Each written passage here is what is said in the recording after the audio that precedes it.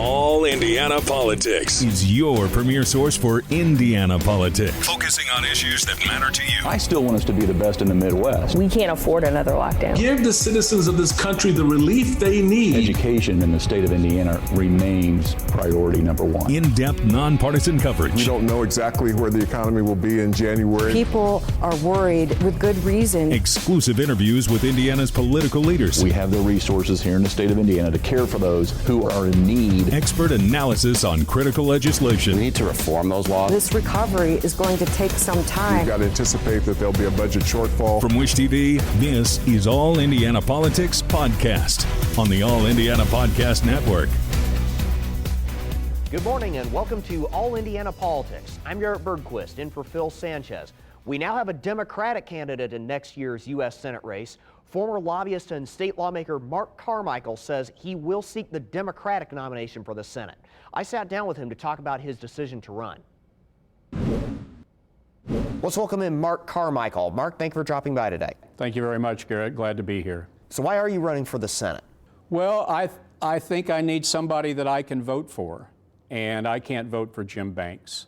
And so I think there's a lot of people out there like me who are looking for a viable option, and I hope to be it. Jim Banks is too radical for me, and I think connected at the hip with Trump and connected at the hip with the National Rifle Association. So those two things make it impossible for Jim Banks to compromise. To win a Republican primary anymore, you have to pledge allegiance to Donald Trump, and you have to pledge allegiance to the National Rifle Association. When you do that, then you can't compromise. Jim Banks right now has about $2.2 million on hand, and he's got the support of the Republican base. In last year's Senate election, Democrats got less than 40% of the vote. How's next year going to be any different? Well, every election is the dynamic between the two people in it. And last time out, Tom McDermott was the Democrat nominee, and he was running against a popular incumbent. Incumbents, especially incumbent Republicans in Indiana, are nearly impossible to beat. And so I think that was reflected in the outcome of the race with McDermott and Young. This is an open seat. This is a presidential year. This is a gubernatorial year. This is a year when lots of people are going to come out and vote. And Roe v. Wade has been overturned by the Supreme Court. So there's a lot of pent-up demand as it relates to women's bodies and how they can control their own bodies. And so we've also had several more massacres of children with military-style assault weapons in the last 2 years. So a lot of things change, and the dynamics, like I said, of each race are totally different. You said you want to codify Roe v. Wade into federal law. What would that look like? Well, it would look like what Roe v. Wade was when the Supreme Court approved it 50 years ago. A woman would have the right in the first trimester to make her own decisions as it related to abortion. I think that, women, when the abortion law kicks in, then women, in my opinion, become second-class citizens. And so my goal is to try and make that a situation that we don't have to deal with anymore. I don't think women should be second-class citizens. And I think when the government tries to regulate their bodies, then they become second-class citizens. Should there be a limit to when a woman can receive an abortion? I don't think I'm qualified to say. I mean, I think that every situation is unique, absolutely every one. And so I don't think it's possible to have a one-size-fits-all law that works. However, I understand that some people are going to need some restrictions to be okay with abortion, while others think that there should be none. I personally think I would have to sit down in each case with every woman considering an abortion, talk about the situation, and then decide between, if it was any of my business, which I'm not convinced it's any of my business. So I'm more in favor of letting the woman and her doctor and her family and her God decide what she needs to do under those unique circumstances. What do you mean when you say you want to take immediate action on global warming? Global warming is something that we need to address immediately. I mean, the seas are becoming warmer faster than we ever imagined.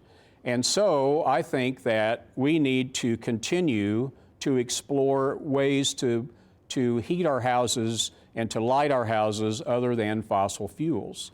Now, we're going to have to go with a mixture of everything we have right now to keep our economy going, but we can't quit trying to wean ourselves off of the fuels that we know are warming up our environment. And I think that Democrats are more committed to that movement than Republicans. I believe Republicans are more interested in trying to keep our current way of life going, whatever it takes. Well, that's great for us, but it's leaving our kids and our grandkids a world that they may not be able to live in. There's going to be parts of our world where it's going to be too hot for the human body to survive. You talked about essentially an all options approach to energy, but you said at its core you want to continue to wean us off of fossil fuels. But in the meantime, where do we get those existing fossil fuels? Do we try to expand domestic production, or do we continue to rely on foreign sources for that? Well, I'm always in favor of domestic productions because of the jobs that it creates. I mean, I think it's important to understand, especially being in a coal state like Indiana, that there were a lot of jobs in the coal industry, and there still are. And we have to protect those as best we can.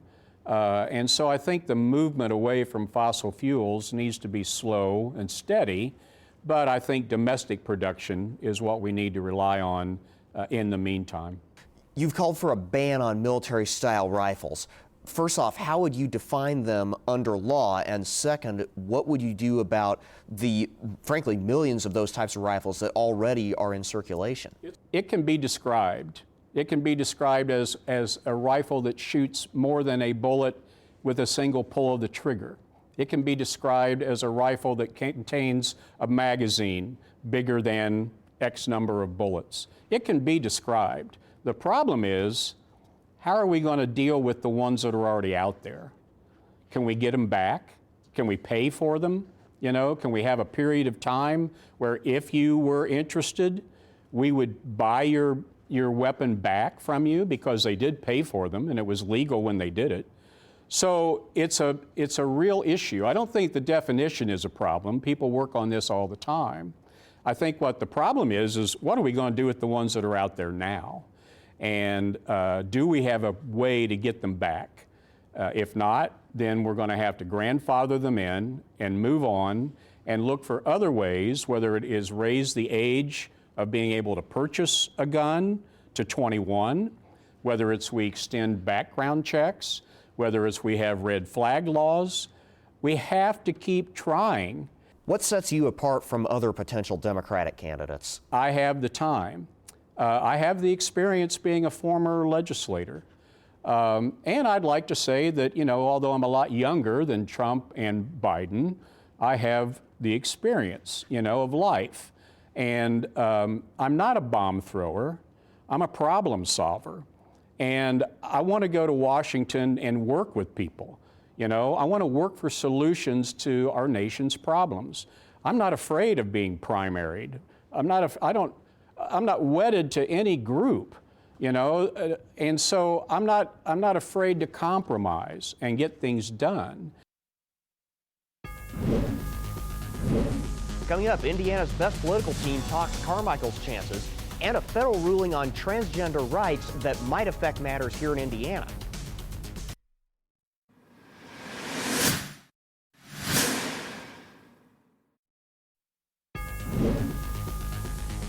Welcome Welcome back to All Indiana Politics as we welcome in two members of Indiana's best political team, Democrat Kip Tu and Republican Tom John. Gentlemen, welcome back to the show. Let's begin with that interview we just heard from Marc Carmichael. Kip, Hammond Mayor Tom McDermott got less than 40% of the vote against Todd Young last year, and he was an incumbent office holder. Does Carmichael have a realistic shot? Well, obviously it remains to be seen. I will tell you that I thought he gave a terrific interview with you just a little bit ago. He was very candid. He was relaxed. He didn't come off like a typical politician. So I think all those things inure to his benefit. And like he said, I think you can't compare last year's election to next year's election. Number one, Todd Young is much more of a centrist than Jim Banks. Todd Young is the incumbent and has been serving in the Senate for 6 years. Jim Banks only serves in one district. Jim Banks will have the advantage. There's no question. I'm not going to sugarcoat that. But, Jim Banks is also an extremist and a Trumper. And I think that Indiana, despite the fact that it voted for Trump twice, is really not Alabama or Wyoming. The voters in Indiana do make independent decisions a lot of times in campaigns, and I think we may be getting to the end of the Trump era, and Jim Banks has bet on the wrong guy. Tom, should Republicans worry about this one if Donald Trump is at the top of the ticket and anti-Trump voters turn out in force? I think it doesn't matter whether Trump's at the top of the ticket or not. The fact is, the last time a Democrat won was in 2012 when Donnelly, who by all accounts was a strong candidate, a sitting congressman, but yet only won really because of a mistake by the Murdoch campaign. Last time you saw a Democrat win in a race where you didn't have the Republicans making massive mistakes was 2004 with Evan Bayh. 2018, Donnelly, who was an incumbent and strong candidate, lost to Mike Braun going away when it was all said and done. Mark was articulate in his interview, and good for him. I think he'll have a good debate, but the reality is Jim Banks is a hard worker. He's well thought of in his congressional district. I think Indiana will like him. He'll win going away. A federal judge struck down Arkansas's ban on gender transition procedures for minors. Indiana's law matches that of Arkansas almost word for word. Tom, could this ruling be used against Indiana's ban? Well, I think obviously it's not controlling precedent. And, you've got a lot of appeals. I imagine they're going to intercede through the conclusion of that. But it's certainly persuasive authority for the case in Indiana, and I think it'll tell people in Indiana how to litigate their case. So it could certainly affect it, but it's hard to tell from one judge to another judge. Obviously, judges that were appointed, one by Trump, one by Biden, or one by Democrats, what will really happen, but I don't think it has at this point a huge impact on what comes out of this case. Kip, it's worth noting the judge in the Arkansas case is an Obama appointee. The judge handling Indiana's case is a Trump appointee. We've got a little over a minute left here. How likely is it that that will affect the rulings here?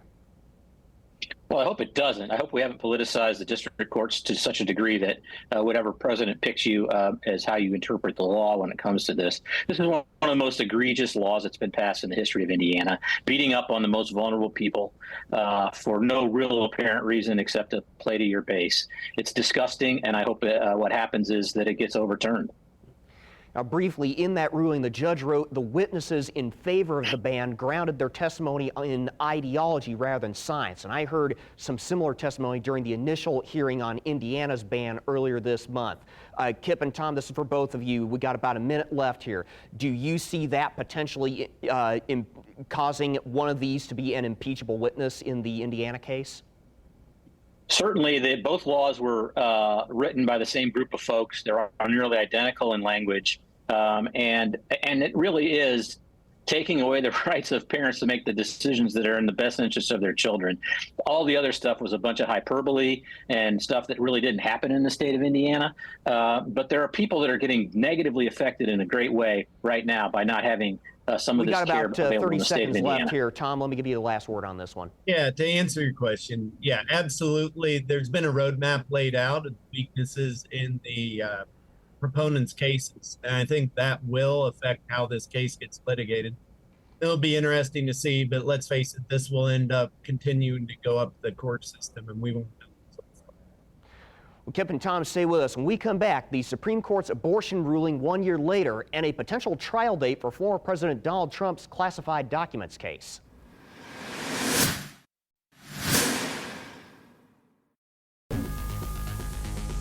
Welcome back. This weekend marks 1 year since the Dobbs v. Jackson ruling that reversed Roe v. Wade.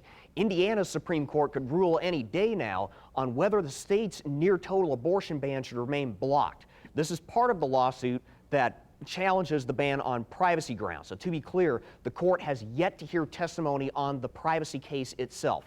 Tom, John, if the state Supreme Court keeps the preliminary injunction in place, is the ban doomed? Now, I think that it obviously is something that the proponents of striking down the ban, it's favorable to them, but there's a lot of real estate between here and there to actually have the merits of the case decided. So I think this is a question of weighing the merits of the parties and who's at risk and what it is. And just because the court might be cautious in keeping the ban in place doesn't necessarily indicate where the ultimate case will end up. Kip, the Dobbs ruling explicitly deemed abortion a legislative matter. If this goes all the way back to the U.S. Supreme Court, what are the chances any lower court rulings get vacated under that logic, regardless of what the lower courts decide?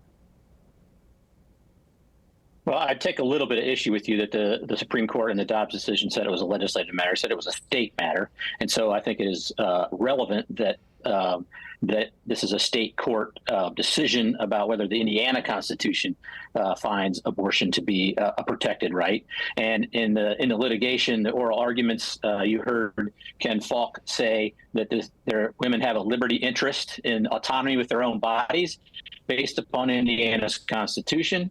There was pushback from the Solicitor General on that point, but even Loretta Rush had to get him to concede that this is a case of first impression. Abortion has never been litigated with the backdrop of the Indiana Supreme Court. So it'll be interesting to see, and I agree with Tom's analysis that the preliminary injunction doesn't necessarily forebode what the final decision will be. Speaking of federal courts, a federal judge has tentatively set former President Donald Trump's classified documents trial for August. Kip, trials get delayed all the time. How likely is it this will actually go to trial before the primaries begin? Not highly likely. I wish the other way. I wish he would be tried and stuck in prison because that's where he belongs. But I don't have a lot of hope that we're going to have this thing litigated and done before the primaries begin. Tom, I'll let you weigh in on that as well, but I also want to ask, polls already show this is solidifying Trump's support among the Republican base. If he goes into the first primaries with a guilty verdict, does that punch his ticket for the party nomination?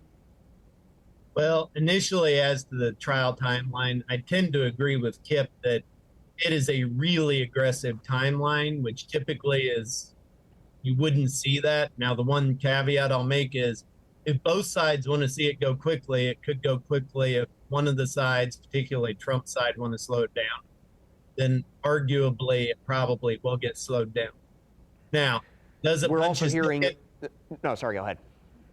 No. Now, does it punch his ticket? I think that right now you're seeing some solidification, but also there is a lot of discussions. We don't know what all is going to come out in the context of this case. There may be other actions that are brought against him, and I think it's just awfully early to tell one way or the other where things settle out. He has seen some weakness, actually, in his position as of late. So it certainly doesn't help him in the general, though, if he does get the nomination. We got a little bit more than a minute left. I want to briefly address Hunter Biden's plea agreement. It involves 2 misdemeanor counts of failing to pay taxes. Tom, we're not talking about classified documents or sexual assault here. Does this undermine Republicans' complaints of a 2-tiered justice system? Well, I think that you had a Trump appointee who was prosecuting. You had a plea agreement entered. At least from the facts that are there, it seems there was some wrongdoing, but it certainly didn't blow up to the level of some of the other accusations. So I think it's really a non-issue at the end of the day, personally. Kip, I'll let you weigh in as well, but also, did Hunter Biden get off easy? I mean, as a plea agreement, so I don't think so. I think it was something that both sides agreed was the best course of action. Look, Hunter Biden has no position in the Biden administration. He is the son of the president. He's had a well-documented history of many problems, most of them because of his drug addiction. And it's a sad story. It's a sad case, but it doesn't reflect on Joe Biden. It reflects on Hunter Biden. It is different from Trump in that his daughter and son-in-law both worked inside the administration and were self-dealing the entire time. That's a much more serious matter. Gentlemen, thank you for joining us. We'll be right back. Take All Indiana Politics on the go with you. Download our podcast now. Part of the All Indiana Podcast Network and allindianapodcastnetwork.com.